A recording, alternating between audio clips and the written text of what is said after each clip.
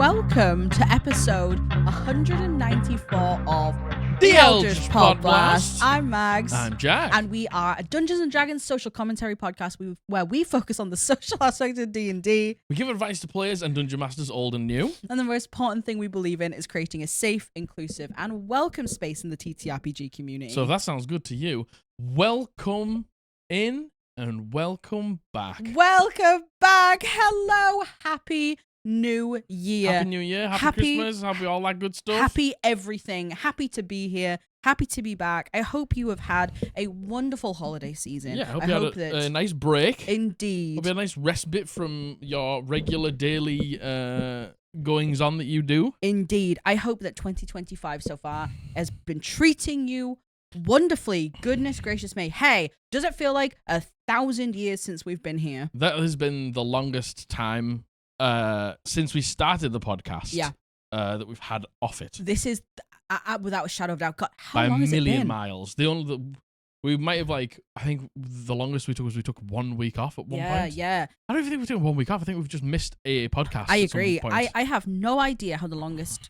I don't even know how long this has been. Listen, hey, time is weird. It's been 3 weeks. Jeez. Been 3 weeks. You know what? It feels like so much longer. When we were setting up for the podcast, as you can tell, Doug has no idea what's going on. Yeah. It's been 3 weeks and he's like, how do I podcast? Yeah. Hey, what does that mean? I mean, how do same. I dogcast? Hey, listen, honestly, same. Yeah, I guess we'll see how it goes.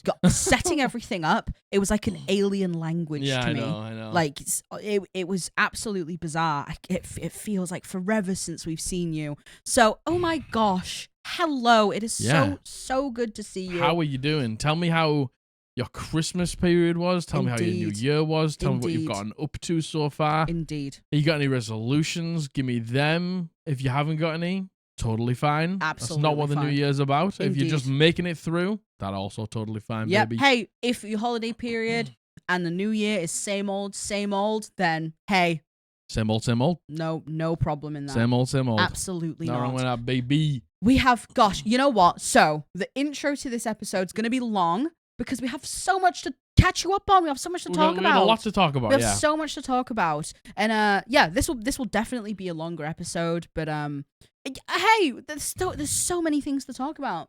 I think the first thing I want to talk about is I'm a little bit of a Star Wars girly now. You're a little bit of a Star Wars girl. I'm a little bit of a Star Wars girly. We spent the whole Christmas period watching all 9 Star Wars movies. Yep, We watched them chronologically, not by release date. Not by release, so we watched Yes. Phantom Menace all the way through to Rise of Skywalker. Yes, indeed. What a journey. Yeah. Again, if you don't know, I'd never seen Star Wars before this point. I'm 31, by the way. Never seen Star Wars. I'd seen all of the last 3, the 3 trilogy. Yeah. Because when we got together, I wanted to watch them because I am a big Star Wars fan. Yeah. So I took you along with me. So I had no context to them. So I enjoyed them. I had no context to them. You'd made me watch A New Hope, and I could not stand it. That was a long time ago. That was a long time ago, and in a galaxy far, far away. nice.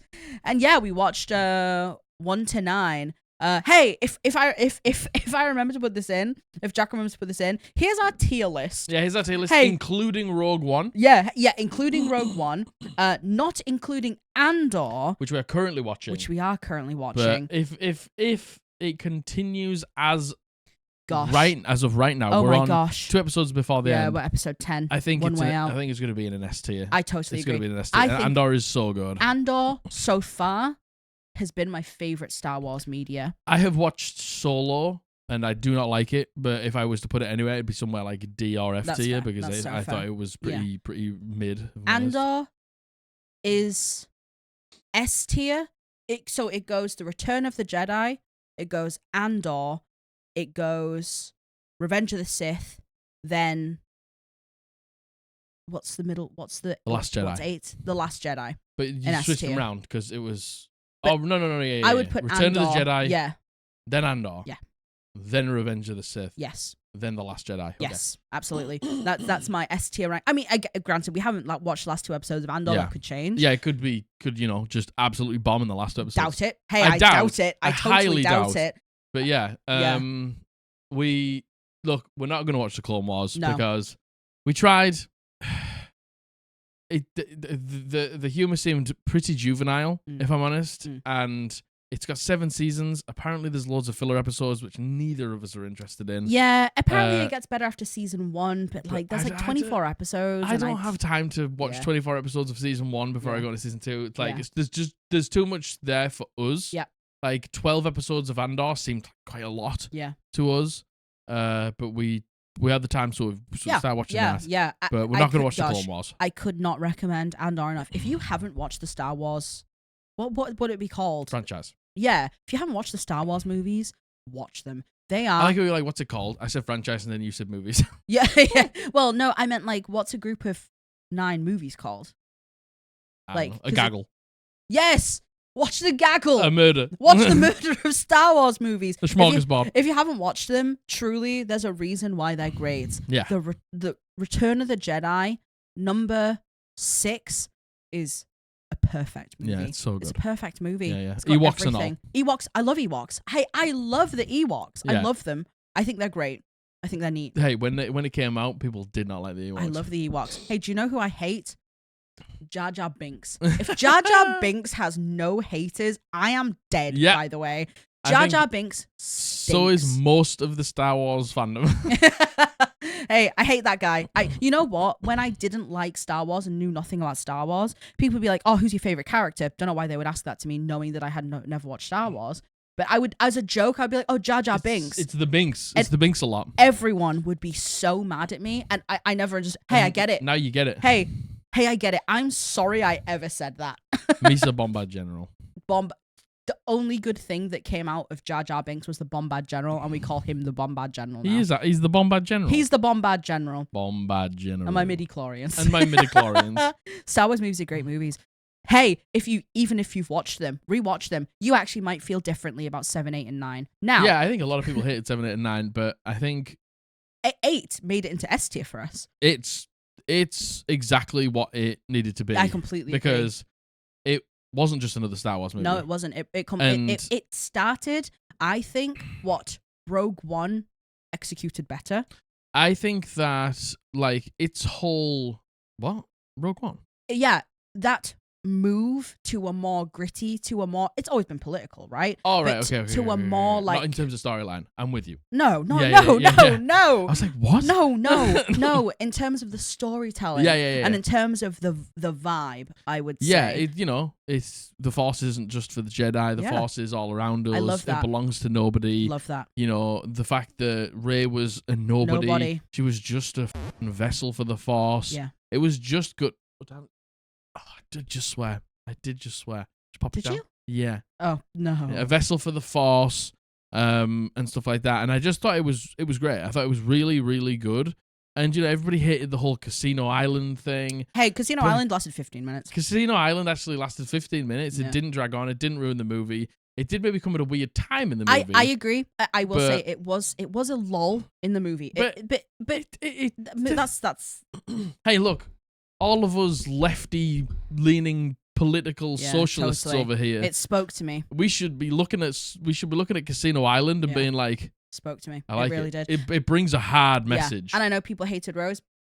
People mainly hated Rose because woman and because Asian. Asian woman. But people didn't like Rose. And to be fair, I feel like some criticisms are probably valid. Honestly, like what? Like, I feel like people felt she was just reduced in the end to just someone who liked Finn when she was actually so much more than that. She was so much more than that. She was so much more than that. She was her sister's sister. She opened Finn's eyes. Yeah, she was her sister's sister who saw that her sister did something truly heroic. And she wanted to I get it. It's when she says, if I could put my fist through this whole pretty island, I would. And I was like, damn. Yeah. Hey, Rose, I'm with you. I'm with you, I Rose. feel you, Rose. Yeah. Honestly, I think 7... Hey, look, fandoms don't like change. I get it. I totally get it. Yeah, I get it to an extent, but it's not yours, it's everyone's, so stop pretending like it's yours. Yeah, I think 7, 8, 7 and 8. Notice I'm not saying 9. No. I think 7 and 8 were not given a fair chance. 7 was... thing is, people liked 7 more than 8, but I think 8's a way better movie than 7. I will say, in 8, starting it with Luke throwing the lightsaber, not a good move.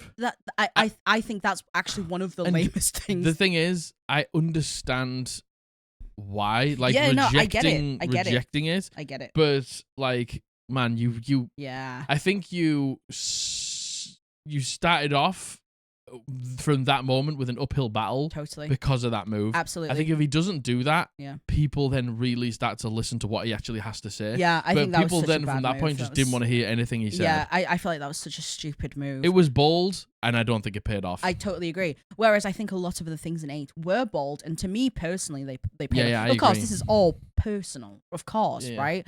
Hey, 9, I don't Bad. respect you. Hey, number 9, don't respect you. Yeah, you don't respect undid you at all. everything that 8 did. Yeah, you tried to make everyone happy, and by trying to please everyone, you pleased no one. And then Palpatine was there. Palpatine, then Rey being a Palpatine. And like the thing is, right, we've talked about this loads on stream. We even did the tier ranking on stream. Like everyone's like, oh, they just said for that Palpatine came back Not true. somehow. It's like not true. They actually probably over-explain it. If you dislike it for that reason, then you're just intentionally like not listening. Yeah. They literally explain it there They and then absolutely as to why explain it there and Palpatine then. comes back. Hey, if you didn't know, what is his name? Plagueis. Darth Plagueis. There you go, Darth Plagueis. Yeah. As we know, Palpatine studied under Darth Plagueis, Yeah. and Darth Plagueis was one of the, I think, the only Sith Who ever worked out immortality. Yeah, right. Life after death, Yeah. in So- what reincarnation Yeah. or something. And they mentioned that. Yeah. They do mention that. But hey, you know what? We finished it, and you turned around and you were like, "What do you think about them bringing Palpatine back?" And I was like, "He was kind of lame. Yeah, he just Kinda lame. wasn't cool. Yeah. Like it was bad. Yeah. Like there was so many reasons why that movie was bad. Yeah, that was Like, so many reasons. They should have doubled down. Yep. And Rey was nobody. Yep. And They should have not- absolutely committed to the And bit. Snoke should have had. And I was totally fine. Do you want to know what? I was totally fine with Snoke dying, so Adam Driver could be the big Yeah. bad. Yeah. And if Adam Driver was the big bad, but then Adam Driver then was able to have the good plot line, Yeah. which was fine, but like I would have preferred them to not bring Palpatine Yeah. back and have Yeah. Kylo be Hey, the big listen, I'm a Reylo shipper. I am. Reylo shipper. Always have been. Always will be. I Myra's a love big it. shipper though. I'm a big shipper. You like to ship. I love that Ben Solo ended up kissing Rey. Oh my at God. The end. I loved that. I As- loved it. As- However, yeah. However, would it have been a more satisfying ending if Kylo Ren really truly did become the true evil BBEG? Mhm. Yeah, I think it would have. Yeah, I think it would have been way more Because satisfying. they were showing everything to show he's not like Vader. He's more ruthless than Vader. He killed his can- master. Yeah, he killed his dad. He killed his dad. He Like, killed his master. He killed like his master. he's He just can supersede. he's even doing it to be like, hey, see Vader, I could do it. Yeah, like I and- am better. And then like for him to have the, I Yeah. just wish happy. I didn't even. Originally I was like, man, I wish they did more with Snoke, but Yeah. I actually don't care them No, killing I don't care at Snoke all. No. because I think that made Kylo Ren even more badass. Yeah, I agree. And then I'm like, okay, last movie Kylo Ren's gonna go fucking agree. crazy. Yeah. You're I'm fine. good. You're fine. Going fucking crazy. Yeah. And then it's gonna be sick. But then they were like, nah, you just get the good plot arc, so everyone's happy. Then we bring Palpatine back, so all the old fans are happy. Yeah, and then And raise a then- Palpatine. Raise a Palpatine because we always have to have some sort of bloodline thing. It's just like, Yeah, I don't know, stupid. Do you know, I lost because the person who did, I know it was Ryan Johnson who did 8, Yes. and J.J. Abrams did 7. J.J. Abrams set things up. Ryan Johnson changed it, and Yeah, I liked shook- that, and I shook thought it things was up, cool. Yeah. Like they did in the original, A New Yeah. Hope to Empire Strikes Back, Yep. like that big change. Mhm.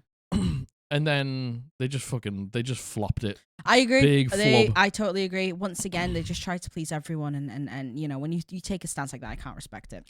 So that's the Star Wars talk. Hey, if you liked Rogue One, I know so many of you did, understandably so. It's a It's fucking great movie. unbelievable movie. You will like Andor. You should watch I'm Andor. telling you, you will like Andor. It has heart. The last episode we watched, One Way Out, perfect cinema. Sad. Actually makes to one of my favorite episodes of media ever. I love that episode. It has people scraping together the semblance of some sort of hope and rebellion. It's and- people fighting for it, people sacrificing for it, people doing bad things in the name of hope to try and bring down this truly evil. Yeah. Evil and the empire. Empire feels evil. Evil. And it's like that sort of, you know, when you're like, I'm not going to vote. I'm just one person. It's just like, this is the epitome of like, One person can change everything.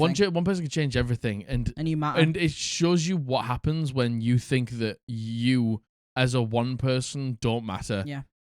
and then it starts to get out of hand, and then Yeah. it starts to snowball. It's just like, you could be the difference. Yeah, absolutely. And I like that. I love that. Hey, Andor is great. If you enjoyed Rogue One, you will enjoy Andor. Yeah, big time.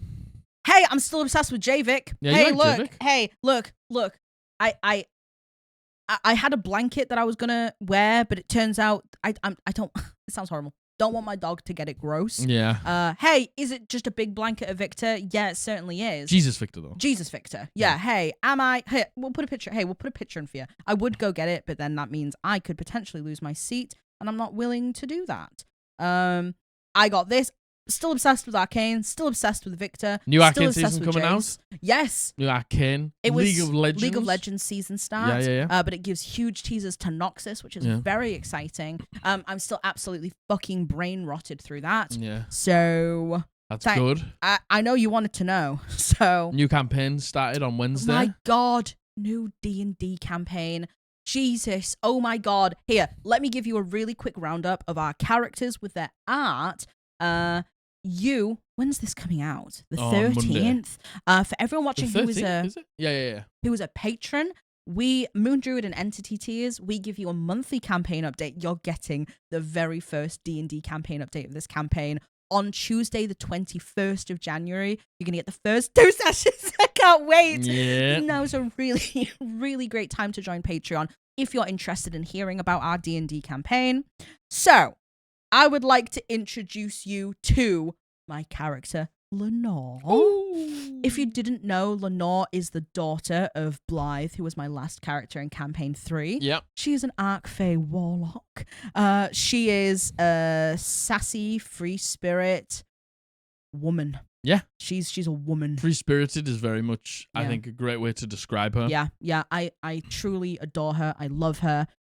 Next up is Theo. This is Matthew's character. Theo is also the son of Marcus, his character from campaign 3. Yeah. Him and Lenore kind of have like a joint backstory, and as it's just come to fruition, hey, something went really wrong, and now for the first time in the last session, for the first time they saw each other in a year. Yeah. They So spent it's- their whole childhoods growing up, went Yep. to school together, went to college together, went to uni together, did everything together. Yep. And for some reason, something went wrong. Yep. And they met for the first time in a year. Yep. By accident. You know that thing? It's like, are they lovers? And then it's like, worse. Mhm. Worse. So, and he is a divination wizard. He is. I will say, the dynamic, then me and Matthew talked so at length about the dynamic between Theo and Lenore, knowing that things weren't going to be okay, knowing that we wanted it to be a tense thing. I'm so proud of how we've both navigated it so far. I'm so happy. It was the perfect dynamic. It's one of those things where they're happy to see each other again. It's awkward. It's awkward. They have a lot of conflicting feelings. They're mad at each other still, but they care for each other. But there's still some really fucking snide remarks being made. Yeah. Nothing mean. No, like it's not picking. mean. It's just picking. Yeah. Picking. It's perfect. Mwah. Yeah. That is Theo. Next is Josh's character, Ranga. Yeah. He is a battle master fighter. Hey, Ranga doesn't give a fuck. Yeah. Hey, Ranga, he says whatever he wants when he wants. Yeah, he is also what I would a free spirit in a different way. I totally. He's free spirit in like a nothing can sort of hold him down. It feels like Totally. Yeah, well, totally. what I've seen in session 1. Yeah. He seems like joyful, maybe a little naive. Yeah, essentially. no social filter, but that's probably because of his upbringing. Yeah, maybe because of his upbringing. He's great. Yeah, Like he's he one is I great. knew the least about because Yeah. I just had less time to talk to Josh before the campaign started. Yeah. And when we got into the game and I Hey, saw him, We were shocked. I saw say. him role playing Ranga. I was like, because Josh played Malice, who was A very stoic character. stoic, reserved. Yeah. He played Igneous, who had just shit going on. Yep. And then he played Avalor, who had his emotions stripped away from completely him. stripped away from him. Yeah. So And we never got to see the fruition of that because he died. And then we had Jace, who was definitely Josh's most Yes, outgoing character. Definitely. And I think he enjoyed that to the point where he's playing that probably turned up Totally. even more. To 100%. And, that it's one of those things where you never know what a dynamic's going to be like until you get into it. And I like I'll go over the dynamic kind of once we introduce silence. Silence. So we don't. This is not the full body photo of her. We don't have it yet for some reason because Abby won't show us, and I'm not salty about it at all. But this is silence. This is Abby's Gloomstalker Ranger. Hey, she's blind. Yeah. Hey, she's blind. I mean, she seems to be fine. No, totally. She seems to be able to absolutely navigate. Yeah, absolutely. Completely fine. Yeah. She's so cool. She's very comedically funny because she's so unaware of the world. Yeah. She's it feels like this is her first time in the world seeing anything. She didn't know what cheese was. She likes cheese. Didn't know what cheese was. She's never had alcohol before. Never had alcohol before. Never seen the boat. A boat. Never seen the ocean. Is. Doesn't know what money is. Very much fends for herself. Hey, obviously have no idea what's going on with her backstory yet. But she was touted to be the edgelord. I think she is definitely the edgelord. She's the edgelord of the group. But she's not edgelord. I don't know. I feel like Theo could give edgelord. I think Theo could give. Yeah, I think so. I feel like it's between Theo and Silence. Yeah, they're very different different reasons. in 2 different ways and 2 different reasons. Absolutely. And the group dynamic is me and Josh are the 2 fun, silly ones, and then Theo and Silence are the 2 more serious. grounded ones. Yeah. And I would say Lenore's a mix. Lenore can be serious, but I think Lenore's very, I don't know. She's the best way I can describe her is full of fuck. Yeah. Lenore's full of fuck. She's scrappy. Yeah. She's also kind and fun and caring and nurturing, but she does what she wants. Yeah. It's as simple as that. And I love playing personality types like Lenore. Yeah. It's very freeing for me. And I God, I can't wait to tell you all about it. Patrons, you are in for such a treat. I cannot wait. So that's the D&D campaign. Yeah, if you do want that tier 2 on our Patreon, a little shout out, links down in the description. Yes, it's a great way to support the podcast. Indeed. You get a lot of extra content for it. You get extra streams every month. And you get to just come and hang out with us and hear about our campaign. And if you go for the entity, you'll also be getting some hands-on advice for you and your game if you're a Dungeon Master as well. Yes, indeed. The next thing, hey, Baldur's Gate. Hey, Baldur's Gate 3. Hey, turns out, incredible game. Who would have thought? Yeah, we've started a playthrough on Twitch, and over Christmas, when we had a lot of free time, we absolutely caned it. We haven't caned it in terms of like we've gotten super far, but we've caned it in terms of like we streamed a lot every day pretty much. At one point we streamed for like 6 days in a row. Yeah, literally through the Christmas period. If you're a Twitch enjoyer, you'll have seen we streamed like every day because we love playing Baldur's Gate. It's so good. And when I play Baldur's Gate with you, yeah, oh my god, being able to have the playthrough with you guys has been such a joy. Honestly, hearing people say I have 500 hours in this game, wow, I've never seen this, is a really great feeling. It's cool, yeah. And, you guys can anticipate the things that are going to come, and seeing our reactions to it's been amazing. It's been such a joy. Please, if you like Baldur's Gate and you want to see us play through it, we're playing on Tactician. It's our first playthrough, completely blind. We have no idea. We're playing on Moon Druid. We're romancing Will. It was going to be Gale, but he talked about is X too much. Is X too much, and we were like, Will's such a sweetie. Yeah, Will is such a sweetie. So our party is us, a Moon Druid. Will, we've kept him as a Fiend Warlock for right now. It is Astarion as an Assassin Rogue. It's Karlach as a Wild Magic Barb. But we put Lae'zel in the party because we've just got to the crash. Yes, but we will be switching Lae'zel out. Yes. On the topic of Twitch. Yes. So here's where the big news comes from. Yes. Etsy has, over Christmas time, done that thing that they always do and said, hey, your money, hey, that's our money. We're going to keep that. Yep. I can't remember if we've told you about this. We didn't. They've basically said that they're going to keep 50% of our money for 3 months. So Again. We shut our shop early for Christmas. We started just streaming loads. We're going into the new year with 2 months left of them just keeping all our money. Mm-hmm. So we just said, hey, we're not going to open it back up. Yeah. The shop's on holiday mode. We're taking a big old risk. Yep. But a risk that I think we have wanted to do for a little while. Totally. So we're going to be going down to 1 video a week on YouTube. Yes. For the foreseeable. Yep. Especially for the next 2 months. because we've just really truly found our passion in Mhm. content creation comes with Twitch. Yeah, I completely agree. And, all of that to say, the reason is we're going to try and do this full time. Yes. We've been on the cusp for a little while Yeah. where it's like, could Teetering. we, couldn't we? And then I feel like Etsy kind of forced our hand a little bit. And Yeah. when you run a small business, having them hold 50% of everything you do It's crippling. is crippling, because we hold all the stock, we hand make everything, so we still have to pay for shipping, we still have to put the stock in. It's crippling. It's really bad. So we were like, well, they forced our hand then. Let's try just not open the shop up back again. And for the next 2 months at the very least, let's just trial this and see if it works. Yeah. And it's something we wanted to do. So yes, we are going to be going down to one video a week one instead podcast. of 2 podcast Mhm. episodes a week, because we've talked about this a few times. It was becoming unsustainable doing 2 a week, being so honest with you.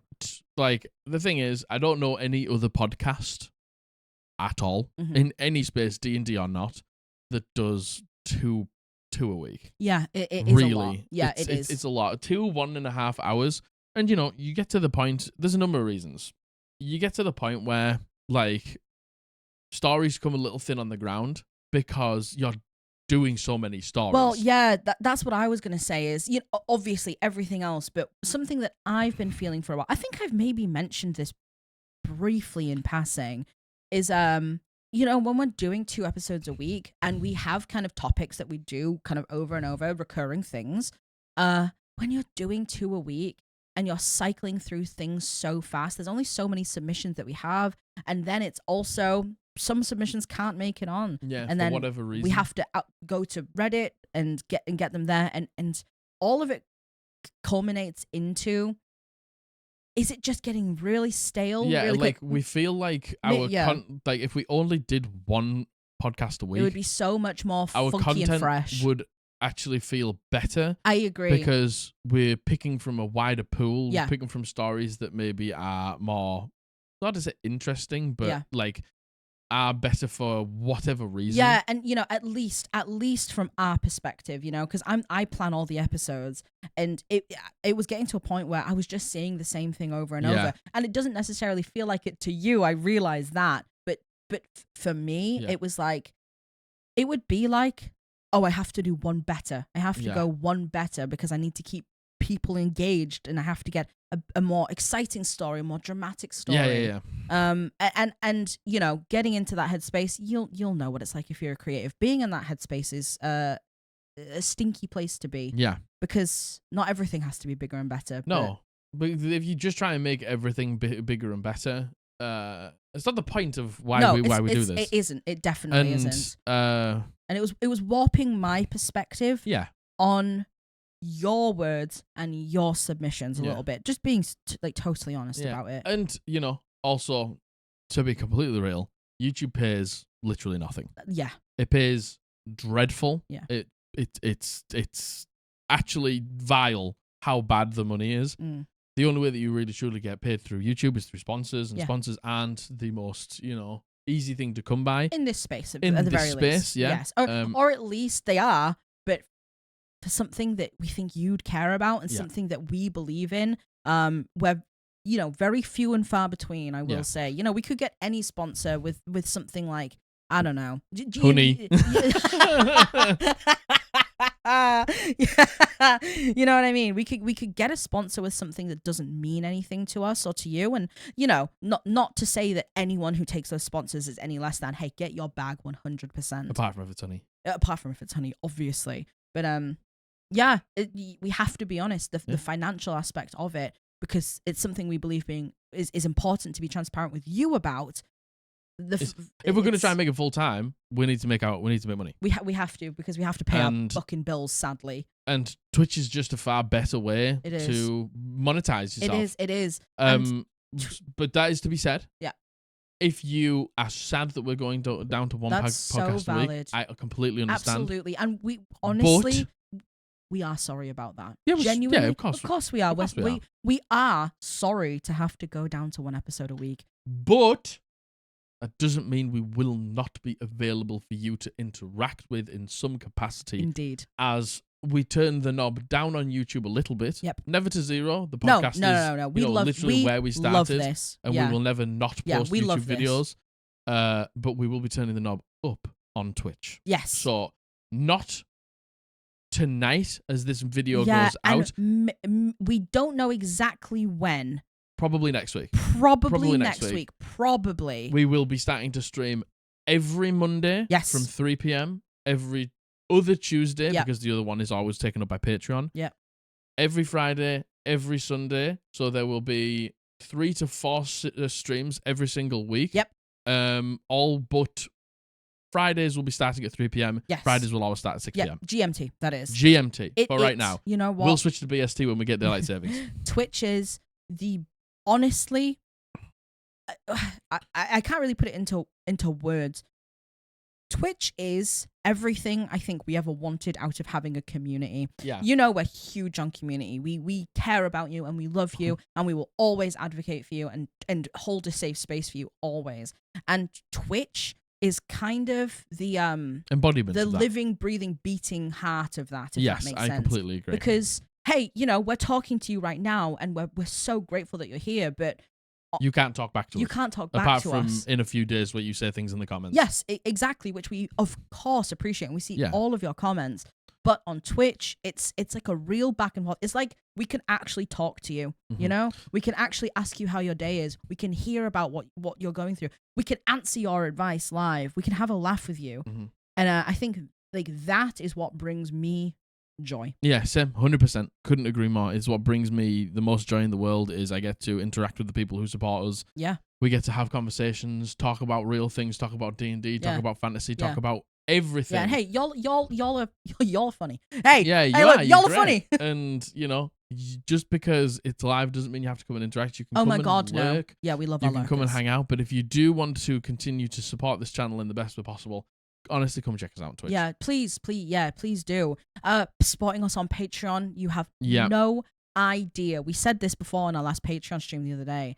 Patrons, you are absolutely one of the core reasons as to why we're able to even consider going full time with this. And hey, we don't know what the future holds. We might have to open the Etsy shop back up again. I just don't know. But I just want you to hear from us that we're trying. We're going to try really hard to make this happen, and it would be pointless without you. 100%. You know, it would be pointless without you. And I am sorry that we are going down to one episode a week. But it has to be done. It has to be done. I promise you, it's for the better of us. Yeah. At the very least, it'll be the better for the podcast and whole, the health of the podcast, and it means that we can actually what I hope will be put more quality into this. Not that this isn't quality, like I know we put a lot of hard work into it, but yeah. Well said. Thank you. It's not something that was an easy decision. We really had to talk about it. We floated the idea to stream as well because obviously there's a huge crossover from people who hey, listen, you were probably, if you're watching, you probably were at that stream. Do you know what I mean? It wasn't a decision that came lightly, and it has to be done. Yeah. It has to. It has to be. It is the right decision. If we want to make the biggest and best foot forward into doing this full time, this is the first move. It is the right decision. Now, I'm pretty sure videos will still be every Monday as opposed to every Thursday. I think Monday. Right? The only thing is, if it's Monday, the videos will go live when we're streaming. That's the only thing. That's fine. Yeah. Yeah. Totally fine. Yeah. Better than, honestly, better than my day off. True. Because I just spend most of my day off uploading and trying to get it done and trying to get it up. Whereas if I record it now, edit it after, we don't need to talk about this now. No, we absolutely don't. No, we absolutely don't. It may end up being a Thursday. Probably a Monday, but it may end up being a Thursday. So that being said, there is not going to be another episode on Thursday. It will just be Monday again. Monday, and if it changes, I promise I'll let you know. Yeah. Thank you in advance for being understanding. You guys have always had our back. You've always supported us. Granted, some of you have said, it will be devastating if you go down to 1 episode a week, but I support you and we appreciate that. Yeah, and yeah. if you're upset about it, just so you know, you're valid in feeling like that. Yeah, 100%. That's a totally fine response, and we absolutely understand and we respect that. And if it's something that has upset you, you're allowed to sit in that. You truly are. Yeah. 100%. Yeah. All right, let's get on to some topics. Eh? yeah. Is there anything else? What, Star Wars, Baldur's Gate, yeah, D&D. New Monster Manual looks sick. Oh, New Monster Manual does look good. New Monster Manual looks sick. Yeah. When we get one, we'll be reviewing it on stream for you. So come and check it out. Yeah. You know what? That actually didn't take anywhere near as long as I thought it was going to. We're 35 minutes in. Hey, that's all right. That's not too bad. Hey, that's not too bad. Thank you so much to all our patrons over at Patreon. You have no idea how much we appreciate your support. If you want to support us over at Patreon and gain access to our exclusive content, like our D&D campaign updates and our extra monthly live streams, click the link in the description. More about Patreon at the end of this video. Thank you. So, back to D&D, huh? Little topic. It's horror stories. Hey, no, little topic. Put the topic down. Oh, I thought you were being like, tell them the topic. It's horror stories. It's a horror Hey, it's horror stories. Hey, it's D&D horror stories. Hey. So we did a poll on Twitch and we were like, what should the first episode be back? Yeah, what's everyone's favorite topics? Horror story. And, absolutely horror stories. It was horror stories. It was Am I the Assholes? Yeah. People really like them. And for those of you who are like, oh no, the ones that I love, they're at the bottom, the unpopular opinions, the homebrew house rules, the Reddit posts and stuff like that. We're never going to stop doing them. It's okay. God, no. This was just the one that we were going to come back to. We've got a good mix these days. Yeah. We've got a good mix, which again, now that we're only doing 1 episode a week, we'll hopefully feel we'll keep it super fresh. Yeah, totally. So normally what we do is we alternate between horror and wholesome. These are all just horror, but they're not world-shattering ending horror. Yeah. You know the last horror episode we did where it was just like some horror stories? It's like that. Yeah. So Shatter my world. One of them is a submission. The rest are from the Reddit. I know we haven't posted in a little while, so the submissions are running a little thin. If you have a horror story, and Am I the Asshole D&D homebrew rule, something you would just like to share, the submission form is down below. Please send them in. And with that, make sure you like, comment, and subscribe. And with that, let's get into topic. The title of this is called The DM Doesn't Let Us See the Battle Map as We Play and Then Calls Us All Idiots for It.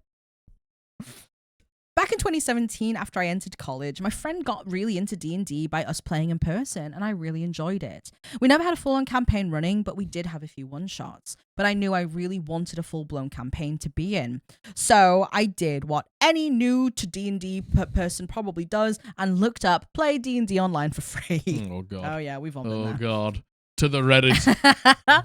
I got linked to Roll20 and didn't find what I was looking for there. But after more searching, I found at the time an official D&D Discord. There was a looking for group channel, and I was lucky enough to find a DM with some player slots open.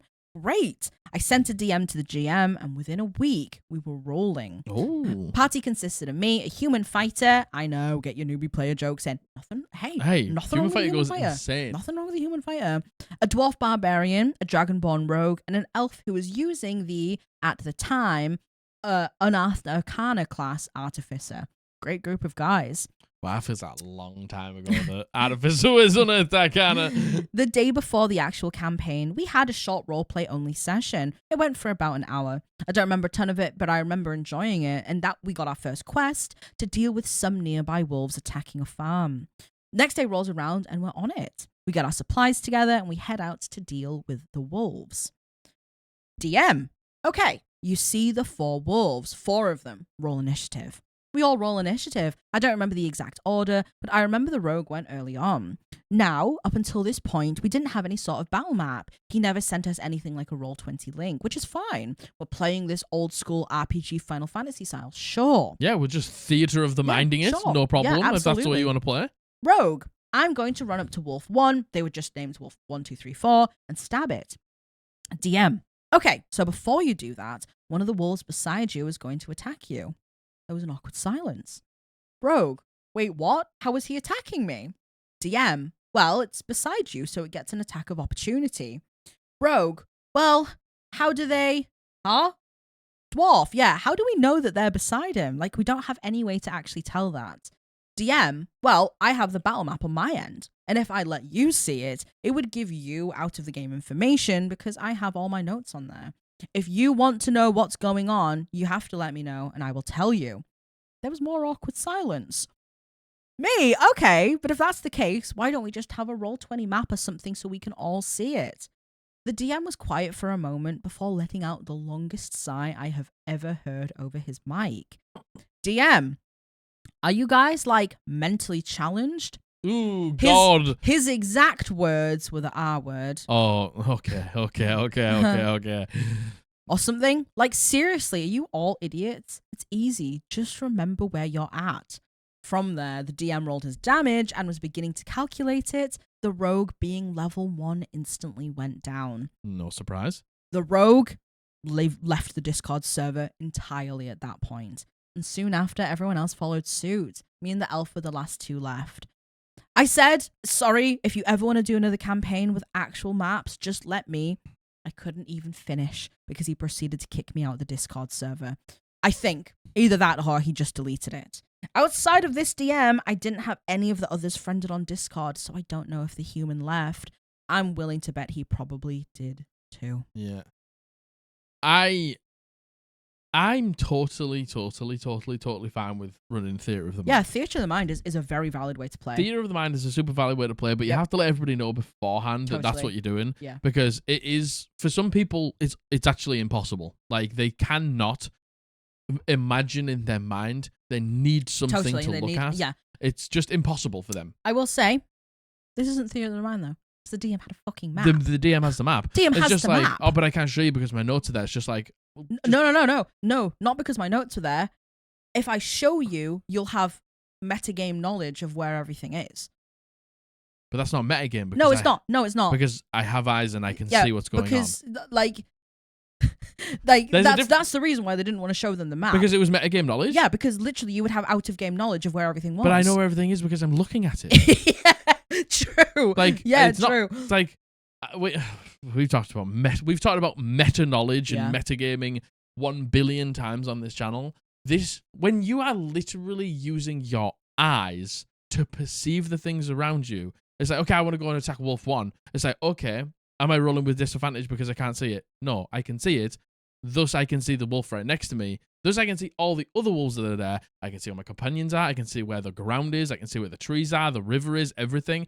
What is metagame knowledge about? Yeah. To be fair, it does say you would have out-of-game knowledge, and I have all my notes on there. So maybe they were trying to hide it behind the fact of having the notes there. Maybe they have some notes on it. It's just like, well, then make one without some notes. Yeah. And then just show the group. Yeah, and then the DM being like, first of all, dropping the R word. Hey, shut not up. Okay. Hey, shut the fuck up. That's not okay to just call people. Hey, stop that. Hey, that's actually vile. Yeah, that's and you know, just like, and I hate that. You guys just idiots. Just remember where you are. It's like, hey, traditionally in D&D, there isn't an expectation of a battle map unless you say we're just going to be doing Theatre of the Mind.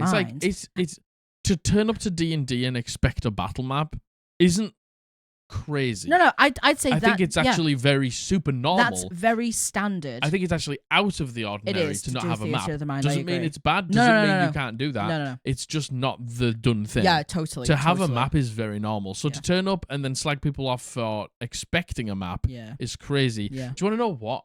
The fact that the thing that gets me even more is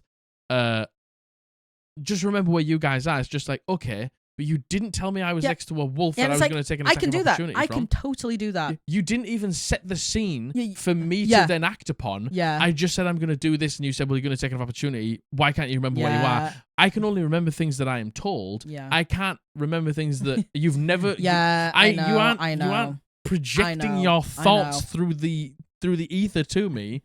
You idiot. Like, let's also, let's just say, sure, the wolf actually could have very well been next to the rogue, whatever. But like this, tell him. To tell him, and the fact that they didn't tell them immediately makes you go, well, they're just lying. Yeah. Like, your human monkey brain goes, oh, they're just lying. Actually, they're Yeah, just yeah, making this up. They're you're just lying. they're making this up. Yeah, yeah. Why? Because why wouldn't you? Why would you believe them otherwise? It gives DM versus player. Yeah, it really with does. the just lack of transparency. Yeah, totally. If you want How- to, if you want to do theater of the mind, totally fine. Like I personally don't mind theater of the mind. Yeah. I think it's totally fine for like short, quick combats that Yeah. maybe are only going to last a round Yeah, two yeah. with maybe one person, Yeah. and it's something that was maybe not planned, and we've just sort of gone into it Totally. like in the moment. I'll do it. I will say, Matthew still struggles. Yeah, Always. oh, yeah. Because Like- he needs like a visual aid. Exactly. Yeah. Some people need some people. I don't know what the phrase is, but they just cannot do. Aphantasia? Is it aphantasia? I don't know. I think it's. God, watch that be something horrendous. Do you know what? I don't know. I think you're correct. Oh, if God. we're wrong, please let us know down in the comments. Like, please. Hey, correct let me us. Google that in case I've accidentally put a curse on you. aphantasia. Yes, it is aphantasia. Aphantasia, where you literally cannot. You physically So can't. Yeah. you dropping the R word for someone's very real. What is it? Is it a condition? Is it a? No, I think it's just something. It's just. I burped. Sorry. Something. Yeah. Something. They just cannot like visualize in their minds. Yeah. And you dropping the R word for that is crazy, by the way. Absolutely But crazy. yeah, Absolutely I think vile. like when we do a little bit of a like theater of mind, Matthew does always struggle to see it, and he always ends up preferring me to just put some things down to help him. There's nothing wrong with that. Everyone just works in different ways. Absolutely, God, absolutely. And if we're dropping the R word for people working in different ways, yeah, that's wow, hey, crazy. Dropping the R word for being like, wow, you think differently to me. Wow. Yeah. Hey, look, you know what? Hey, so much better that actually you all. You know what? The fact that OP didn't leave and was like, hey, if you want to do it again with maps, they got kicked, man. And then you know what? This is the type of DM who then goes around being like, no one wants to play D&D with me. Why does nobody want to play? I can't find a group. It's like, yeah, because you're a fucking loser. Yeah. Because you're a fucking asshole. Yeah. How If you about were that? just honestly, if you were just honest and said we're doing theater of the mind, then all of this would be fine. No, it wouldn't be fine. Oh no, God, no! it- Dropping it- the R word, no. No, but not even that. It wouldn't be fine because you're not. Theater of the mind needs communication. Totally. Needs real good descriptions of where everyone is and stuff like that. You're just saying, "Oh, go on then. Oh, you're taking an attack of opportunity. There's a wolf next to you." It's like, but you didn't tell me there's a wolf next to me. Yeah. Ah, well, that's on you. Yeah. Hey, why don't you remember where you are, even though I haven't told you where you are? You should just read my mind. Yep. Shh. Do you want to know what? Shut up. Yeah. Do you know what? Tell him. Just shut up. Yeah. Tell him. Tell you what you need to do. Grow Yeah. up. Grow up. You need Hey, to grow up. You need to grow up and then be a dungeon master. Because right now you definitely aren't an adult enough to be a dungeon Yeah, master. I completely agree. Ugh. I completely agree. Anyway. Okay, this next one is a Reddit one. Okay. The title is "My players didn't like that I tricked them." Okay. So this, I feel like we're gonna have a conversation about it. We always do. We always do. Let's hear it. So, I've been DMing a group, mostly online, for a few months now. This is my first real campaign as a DM, to be honest. I found the group online, and they're really nice people, so we've been playing together for a while. We started out playing twice a week. Damn. So our campaign progressed quickly, and we ended up completing what was meant to be a 2-year campaign in just 1 year. Twice a week is insane. I wish I could play twice a Good week. for you, by the way. Listen, Because, you know, hey. there's times where you're new and there's nothing you want to do more. Me right now. I could play at the minute because I'm new to, I'm just on a big like Same. with the books coming out. Yeah. Like I'm back watching Critical Role campaign 3. My campaign started again. Yep. I'm just like, I just inject it into my veins. Just inject it into my veins. So Yep. playing twice a week sounds like a lot, but I would do it right now if I could. So would I. Hey, so would I. I'm jealous of you. When I first designed this campaign, I wanted something with an intriguing twist. I created a BBG, a deity who had been stripped of their powers under certain circumstances, leaving them broken. This deity had been roaming the realms, trying to collect pieces of their scattered divinity to ascend once again. Very cool. That sounds really cool. This once divine being wasn't necessarily good, so they chose a less than honest way to regain their power.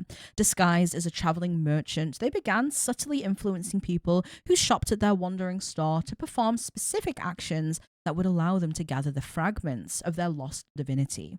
Not every task was evil, but they weren't always benign either. This character was meant to be a recurring NPC in this campaign, and that's exactly what they became. Think of them as something like the mysterious vendor from Resident Evil 4, always appearing when most needed, and somehow having exactly what the players were looking for. Interesting. But in this case, coin wasn't what the merchant asked for. Instead, they requested small favors or set the players on seemingly harmless quests. Yet, looking at the bigger picture, these tasks formed a tangled web, enabling them to manipulate the very realm in the very Machiavellian way. Machiavellian? Anyone? Machiavellian? Anybody? Anyone? Let me know. Any Machiavellians in chat? This vendor was the epitome of sleaziness. Honestly, I thought I made it clear that he wasn't a good guy. But the players ate up his treasure offers and well-mannered way of speaking like a frog swallowing a marble. Now they've reached the point where this vendor has just been revealed as an ancient deity, right on the verge of regaining full power. Twist? The players have to grapple with the fact that if he ascends again, it's partly because of their help, which is exactly what I was aiming for. Yeah. His return to divinity spells disaster. We're talking about fire and salt sweeping the realms, true cataclysmic events. The reveal happened last session, and I'll admit it left the players pretty shaken. Today, though, I've received a few messages from them saying that I betrayed their trust and I shouldn't do things that play with their emotions or make them feel that their character's actions were morally grey or even harmful. During Session 0, I did mention that I wanted to explore something other than the classic goody two-shoe heroes trope, and they seemed on board. Now, though, I feel like a jerk for not considering how genuinely distressing this might have actually been for them. We've put our campaign on hold until we can figure things out. Honestly, this might not be as horrifying as some stories out there, but I can't shake the feeling that I'm watching my first ever campaign go up in flames, which, believe me, leaves a horrible taste in my mouth.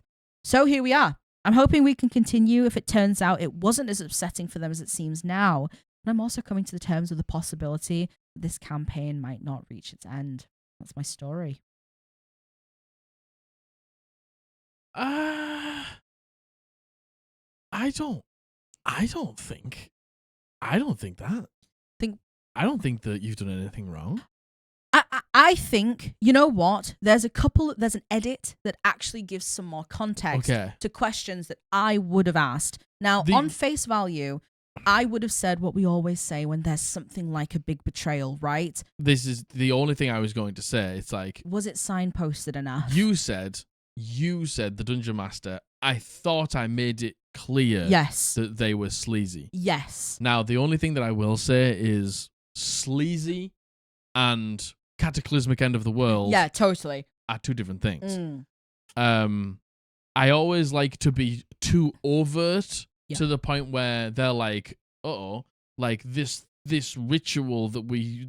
The one that will bring the end will smell like salt and fire, and his eyes will glisten like yellow diamonds in the night. And then they see the trader turn up, and his eyes glisten like yellow. And they get close to him, and he smells like ash and salt. And it's just like, we've heard that description before. Where was it? Oh, it was in that thing. And then like it's like at that moment you turn it off. Totally. When they click on the point of you have done enough is the moment your players go, that was weird. They almost say the plot line out to you. Totally. That's the point where you have done enough. And, you know, the thing is, everyone gets information differently.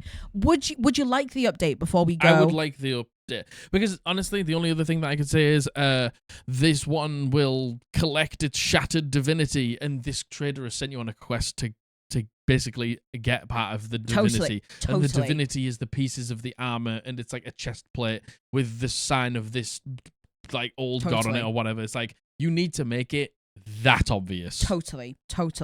So, some people have asked about the hints I provided. Well, I tried to make this NPC as despicable as possible. Whenever they met him, I'd have a list of at least 20 clues hinting that he was wicked. They never seemed to care. His greed was golem-level obsessive each time they brought him a fragment of his fractured divinity, but again, they didn't seem concerned. And you know what? I think that actually paints the picture. That's the problem. It's the fact that they never seemed to care.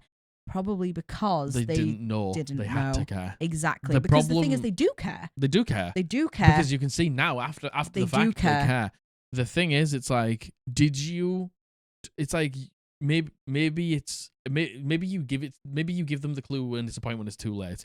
You send the players off to get a fractured piece of the divinity. They find some other fucking ancient text that they can't like decipher right now. It's going to need a little bit more time by the wizard. Okay, we take the fractured piece of divinity back to the trader. That's all good. Let's rest for the night. The wizard sits down, and you will give back the shattered piece of the divinity. And it's at that point they go, "Oh my god, what have we done?" Yes. Like, do you know what I mean? It's Yes. like it needs to be that obvious. Yeah, you have to hear your players have a doubt. Moving forward when they, the thing is, I understand where OP is coming from, being like, they didn't seem to care that he was evil. Yeah, and like I had these despicable. 20 different hints. It's like, yeah, but evil and the BBEG are two different things. Yeah, and yes, I completely agree. And even then, evil looks very different to different people. To every single right? person, yeah. Okay, as for the tasks, they started off harmless, like unearthing a buried doll in the ruins of a burned down mansion. If that wasn't foreboding, I don't know what was. No, it's not enough. And progressed to more harmful actions. They even incited a family into an internal feud that would ultimately lead to the family's ruin because a piece of his divinity was bound to their bloodline. They didn't even bat an eye at that. No, they didn't know the reasoning behind their actions. The NPC never really needed to explain much. They always seemed on board with his favors as long as they got what they needed in return. And again, I really feel for OP. I feel for OP because it's I like, really feel for OP. this is a common early dungeon master mistake, and I'm not saying this isn't like, oh my god, OP, you're an asshole. No, God, like, at no, all. This OP is truly. I think that's believes the they've done enough. Truly believes, which is where all of these stories usually come from. Totally. It's like, I did this and I did this and I did this. It's just like, yeah, but did you explicitly give them? It's like they turned the family against each other, so they kill each other because a part of his divinity was tied to the bloodline. It's like, that's great that you know that. That's the curse of knowledge. But they just think they're turning an evil family against each other or whatever, or turning a family against each other for totally. something. They don't know that the bloodline is cursed, like tied to the divinity. They need to find that out. Totally. And you know what? I agree. Unearthing a buried doll in the ruins of a burned down mansion, yeah, that is fucking foreboding as fuck. I agree. But doesn't inherently mean BBEG ascension. You know what I mean? It means that's a bit fucking weird. What's this guy up to? But without piecing, even just showing a tiny hint to, oh my god, that mansion, it belonged to someone who is rumored to have held one of these shards or something like that. Do you know what I mean? If they even understood that what they were getting was these, sorry, I think shard is maybe the right word, but the piece of divinity, they needed to know about the pieces of divinity, and they needed to work out what they were looking for from this person was a piece of divinity. It doesn't even need to be from that person. It can be like at a piece of these shattered divinity sites, there's a piece of a scripture, and they keep finding them. Every single time this guy sends them on a quest, they keep finding a shattered piece of scripture. And then at the end, when they kill the family and the bloodline has been relieved, like they get the final piece of the puzzle. They put it together. They read the scripture. Oh my god, what have we done? Do you know what I mean? Totally. It's like then I would probably do that on the second last one. So there's still one where they would have to fight in a race because they know like what's happening. But you need to be that obvious. You don't need to be that obvious straight away, but halfway through, towards the end, you need to be that obvious. Yeah. So they can at least try and feel like they did something to stop it instead of unknowingly let this god ascend. Definitely. And finally, the last point was the session 0. I used a broad checklist and explained that the game wouldn't be a straightforward hero kills the dragon story. I told them it would be nuanced, involve moral questions, and their actions would have consequences, and they were fully on board back then. And I think, again, actions having consequences is fine. Yeah. When you know the action that you are doing absolutely is going to have a consequence. Again, moral questions once again means so many different things. And if it's not telegraphed that this is one of those moments, how would they know? And I think I feel actually awful for everyone in this. Yeah, I do not blame OP No, because I'm sat not here at all. like spewing all of these like, hey, this is what would be enough, but like I've almost made this mistake myself, Yeah. and I'm only like saying this from experience. And I have told a lot of stories with a lot of bad guys, and like I know how to do it now. Totally. But I'm not surprised that you didn't know how to do it. How would Yeah. you? Nobody teaches you how Yeah, to tell a absolutely. story. And again, especially DM going, okay, they don't care. All right, cool. They don't care that he's evil. All right, I think this is truly just wires crossed. This is honestly two different sides of the same coin. Yeah. I think. Like, them not knowing is good until a point. Totally. Like, you don't want them to know the instant they meet the bad guy that they're the bad guy. Course. If you've got a secret villain that's sort of hiding in plain sight, you don't want them to know that straight away. Totally. But you want them to, after a few times of meeting them, be like, huh, that was weird. Yeah, I and think. then towards the end, almost already know. And then when it happens, they get that, I fucking knew it. Totally. And, I feel like from the player's perspective, they were completely blindsided, which feels terrible. Yeah. And I think But I understand why the Dungeon Master's like, I didn't blindside them. I give them all these hints, but it's like the hints weren't pointing at the right thing. This is just a bad situation. Yeah. This is unfortunately just something that happens. No one is at fault here. There is absolutely different ways the DM could have telegraphed this, 100%. But again, there's no guidebook on this. You don't get taught at school how to tell a story. Totally. You say it's got a beginning, middle, and an end. It's like that. Well, that doesn't help anyone. I really hope that they manage to get something sorted. It's not too late. It's not too late. God, no. There's still, I think at this point, honestly, the best thing for everyone was you can be like, oh, there's actually one more shard of divinity that they need to get, and the bad guy can still get it, but at least they tried to stop it, which sort of makes them feel like the good guys again. Yeah. But honestly, at this point, I would just say to them, I understand exactly why you feel bad. Yeah. And going forward in my storytelling, I'll try to be a little bit more obvious. And, being like, what actually would have helped you in this situation? And being like, I truly believed I was doing enough. And even being like, I had this list and these things, I think even just showing that it wasn't supposed to be this ha-ha moment, that it was actually something that was being built up to, that the signals were just mixed. I really hope that they all work this out. Because this stinks. I agree, not a traditional horror story, but something I think that really is not a common thing that happens, but something that does happen. I think it does happen. I think it does happen like more than I think. Yeah. And we say it all the time. Simply keep putting the hints up until your party go. That was fucking weird. And is this the guy that would totally, and then you just stop? Totally. And then suddenly they become far less evil. yeah. And listen, hey, once your characters get a sniff of something like that, they're not going to fucking leave it. And they'll start doing research in-game and everything like that. Even if they do leave it, you have done your due diligence as a dungeon master to make it so obvious to the point where they thought it for a second. Totally. And then you never have to do it again. Totally. But the thing is, as long as you plant that seed of doubt to the point where they're like, oh, maybe this isn't the right thing to do. Yeah. Then you've done it. Then you never need to do it again. I completely agree. I really, really hope that this got sorted out. Yeah. It's just unfortunate. Yeah. That's all it is. All right. You know what? We had 4, but this episode is so long. Yeah, we'll finish on this one. Hey, that was the penultimate. We'll finish on this one. I'll just add the next one into the next one. This is also a Reddit one. This is titled, GM makes an unwinnable finale and cries when players don't like it. Oh. So this is from a campaign that I did over a year ago. I thought it would be a good story to share here. I was invited to play in a tabletop campaign by an old college friend with a friend of his. I'm typically stuck as the forever GM, so I was down to be a player for once. The setting was low fantasy, Game of Thrones type of vibe. Okay. The setting was the system was just the GM rolling a d6 when he felt like it was needed, and it would be roleplay heavy. I'm a theater kid, so roleplay heavy doesn't bother me. But I did express concerns early on that the lack of tangible rules did make me a bit uncomfortable, since he often reminded me that death is a real possibility. He told me I needed to trust him, and if I wasn't stupid, I would be fine.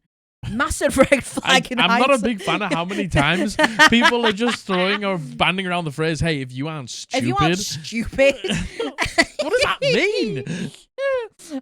Massive red flag in hindsight, but I really just wanted to be a player for once, and he was a friend of a friend, so it couldn't be that bad. Right. Oh, so I thought. Right, guys? Tell me down in the comments if you think it's going to be as bad as it seems.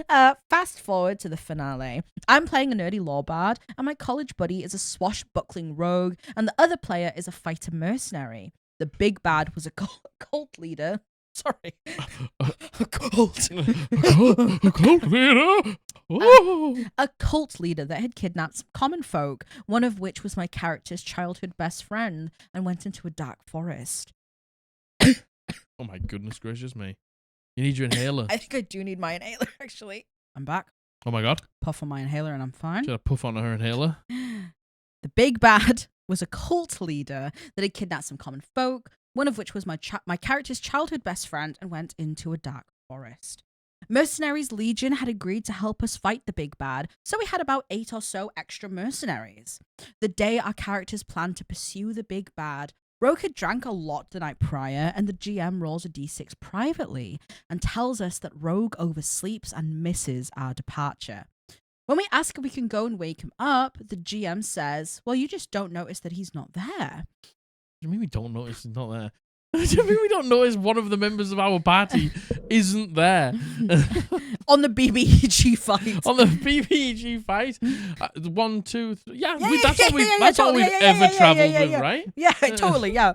Mercenary and I go with a squad of 8 other mercenaries into the dark forest. Shortly after, the big bad's grunt starts stealthily taking out the whole squad of mercenaries without any formal combat. Just single rolls, and we're told that they're all dead, leaving only myself and Mercenary to fight the big bad.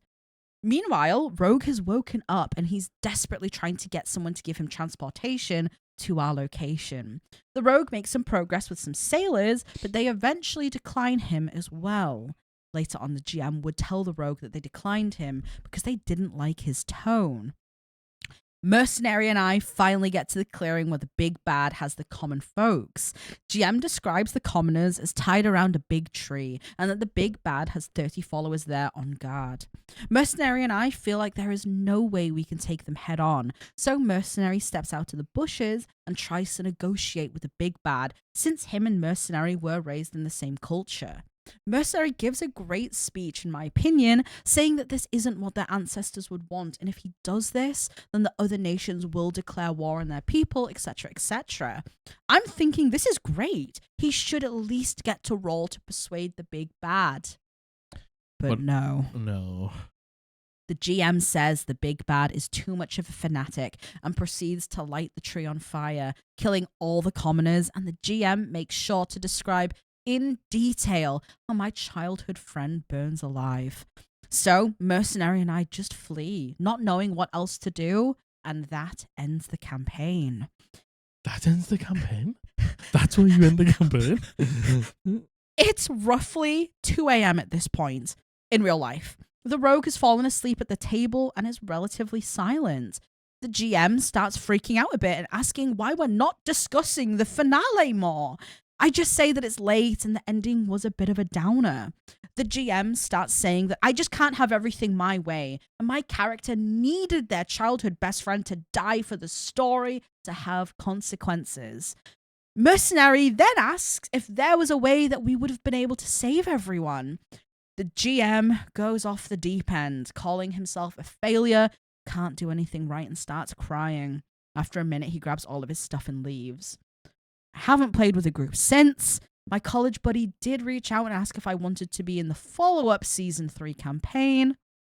I politely declined. Edit, I commented this, but I also want to add to this. When the Rogue was left behind, Mercenary and I both objected, obviously. The DM said we just needed to trust him. I at least took that as meaning that the DM and the Rogue had a plan for a cool moment later on. They did, in fact, not. That's it.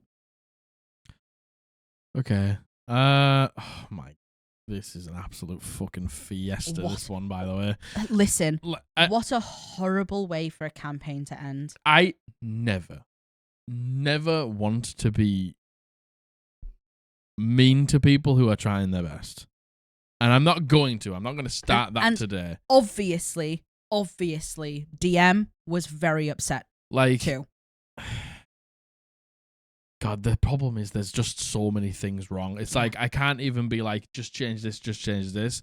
This is just bad. Yeah, it's and just bad. I actually, what kind of actually changed my opinion on all of it was at the end, hearing that the GM was like, why is no one, Why is nobody why are discussing we it? not talking about it? Like, Yeah. what's gone on? And then, honestly, any situation where someone is kind of brought to tears and is disappointed in themselves fucking stinks. It stinks. It's like unless it's like a manipulative. like, this is it. It's like fucking, that wasn't good. That was bad. That was quite bad. In terms of like an ending to a story that people have invested time to. But at the same time, I don't want to sit here and be like, that was bad, because it's just like the person obviously thought it was good, and that makes me feel bad. I think consequences, and the BBEG just winning and stuff like that. It's just, how can it be that? How can that be the ending? I just don't get it. How can that be the ending? I just don't. How can that be the ending? Like, to me, like this would be a great moment where it's like we have severely underestimated what we're up against. Yeah. Like, this person is like a fanatic. Yes, I don't even mind the like no persuasion roll like fanatic thing, but I understand that they thought the persuasion roll might work because it was the last session. But like, if it wasn't the last session and the persuasion roll doesn't work, I'm down for it, because then it's like, this person's too far gone. Totally. My friends died in the fire. Like, I want to avenge them. It's like, for the story to go, okay, Yeah. like, now here we go towards the ending, but that being the ending, the is characters crazy. going, man, we've just, first of all, watched my childhood friend perish, along with 30 other people. We can't fight this. We can't. We have to just. We just have to flee. accept it. Yeah, that's. I think anyone could argue that's a sad way for a campaign to end. It's a bad way. It's really bad way. Like, and that, honestly, I can see that being the end of chapter 2. Totally. Like, in Absolutely. a 3 chapter, we've got the beginning, we've got the middle, we got the end. Yeah, and then maybe a little time passes in between as well. Sorry, I don't know what's happened to me. Yeah, and like, maybe after this moment, there's a little time lapse, and like, we regroup, and it's just like the BPG goes quiet for a bit, and then like, this being the end of chapter 2, like, really truly understanding what we're up against, we go Empire Strikes Back, sort of like, we're at the bottom of the barrel here, like, but we don't. The whole point is Empire Strikes Back is number 2 out of 3. We don't end the story on Empire Strikes Back. I completely agree. And you know what? What the fuck was going on with the rogue situation? What the fuck was happening there? Not allowing one member of the small group that you have, and to hit them with a trust me. But why? Like, what? The fact that nothing came of it suggests that DM. This whole thing suggests to me that it all just got away from the DM. It was. I don't know if it's fair for me to say this. Maybe the DM never really had a proper plan, and was just kind of winging it. Yeah, that's kind of the only justification. Obviously, there's the other side of it, of the DM was intentionally being like this, which they very well could have. Maybe campaign 3 or whatever it was is the conclusion to the story. Yeah, but you got to tell people that. You got to. It's like you got to tell people that, like, and just having people think that this is the end. Yeah, I don't see a world in which someone who is a DM can't understand that this conclusion is not a good satisfying one. For like, anyone. Not even just bad. I think it's just not satisfying. No. Like, I don't know. I don't see a world in which someone who is a storyteller can understand that this is a bad ending, right? But I understand people understand things differently, but this is just a disappointing thing. Not having the rogue be there, rolling a d6, and then being like, yeah, you just don't notice that you said that. First of all, that would never happen. That would never That would happen. absolutely That would just never happen. There is no single world in which you're going to fight the BBG and you don't realize notice someone's missing. You've been fucking traveling with, I don't know how long the game had been going for, but you know what I mean? If you're fighting the BBG, man, what a terrible situation. Yeah. Anything else? To try and spin it on a positive note, we never learn anything by just succeeding. True. We never learn anything by just getting things right all the time. When we fail, when we do things wrong, we learn things from it. And if I was the dungeon master, you know, maybe it wasn't the best. Okay, that's fine. It's not fine. You know what I'm saying? It's fine. Like, let's learn from this moment that what was unsatisfying by this? What went wrong? Okay, I'll learn from that. I'll take that as an experience that I can learn from. Like, every time as a dungeon master, you feel like you've gotten something wrong. It's okay. You're a human. Jesus Christ. Like, we do this off our own back. We've learnt storytelling just by the media that we've consumed and what we like and stuff like that. So if you ever get anything wrong, just realize that you can learn from it and you can do it better next time. Oh God, totally. And you know, I can't help but wonder, did the DM not expect them to flee? And they did have a plan for the rogue to kind of sweep in, but like I don't know. The thing is, the rogue being like trying to get transportation, sailors turning them. I don't know. And just being like, hey, they don't like your tone. This is just, in my opinion, a very clear set of terrible steps down a terrible path that, of course, had a horrible ending. Yeah. And you're right. You don't learn from succeeding all the time. And you know, the player asking at the end, is there a way we could have saved everything? I think, you know, you're not always going to save everything. You know, that's what you want, but you're not always going to. Yeah, and you know, some of the best stories told have loss in them. Absolutely. Like, honestly, going into a campaign that, you know, isn't like, oh, this is a really lighthearted campaign where it's just fun and stuff like that, where that hasn't been set out, like, expecting to just win every battle and not lose anything before the end is honestly a little bit of a naive take. Yeah. I think, like, in a story, so in any story, there's a point where it feels like all is lost. Yeah. When you go to Disney movies, when you go to children's movies, like, when you go to any story ever, that is a arc that happens in a series. Like, that's the best, where you sat there like, oh my God. Yeah. Like, that's just storytelling because it makes the victory then feel better. Yeah. So, you know, thinking that you're never going to lose something is in my opinion, a little bit silly. Yeah, I agree. It's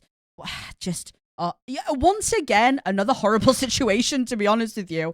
Another horrible one. Hey, well, hey, welcome back. All three of them stank. How about that? Tell me which one was your least favorite. Hey, welcome back. Jesus. Oh, goodness gracious me. That last one, just, do you want to know what? It feels even worse that the Dungeon Master sat and cried at the end. I know, I agree. It's like, could this story get worse? Yes. The Dungeon Master can sit there and cry with their head in their hands thinking what they could have done better. And it's just like, you could have done so many things better, but the fact that you're crying makes it even worse. I know, I completely Because now agree. I feel dreadful for you because you thought you were telling a good story. I know, I agree. But you didn't. I agree. Hey, sorry to end on that one. Hey, me being like, no, we're not going to alternate between hot wholesome today. Well, thanks so much for being here. Oh, gosh. Thank you. We have been recording for so long. It's so good to see you again. We'll be back Monday next week. Yes, indeed. No episode Thursday. And, you know. Episodes Thursday going forward. Yeah, one episode a week going forward. Yeah. Please join us on Twitch. We would absolutely love to have you. Yeah. We do literally this D&D advice every Friday, 6 p.m. GMT. We take your advice live. We answer it live. We talk about D&D. Some people put some of their assholes in there as well and stuff like that. Come along. It's a great time. Yeah. And we'd love to have you, and we'd love to be able to spend actual time with you, the people that watch this podcast. We genuinely want to sit down and talk to you and just have you around. We'd love that. Make sure you like, comment, and subscribe if you want to come and support the podcast in any way going forward, because you know that we're trying to do this full time. Please consider joining the Patreon down in the description for more exclusive content. Yes. Oh my gosh. First campaign update on the 21st. 21st of this month. Indeed. Is that next week? By the time you're watching this? Time watching this. Yeah. Next week. Next Monday. No, next Tuesday. Yes. Next Tuesday. Tuesday next week. Yes. All right, gamers. Thanks so much for being here. It's so good to be back. So wonderful seeing you. I love you. I love you. Bully loves you. We have been the Eldritch Podblast, and we're going to see you on Monday. Bye.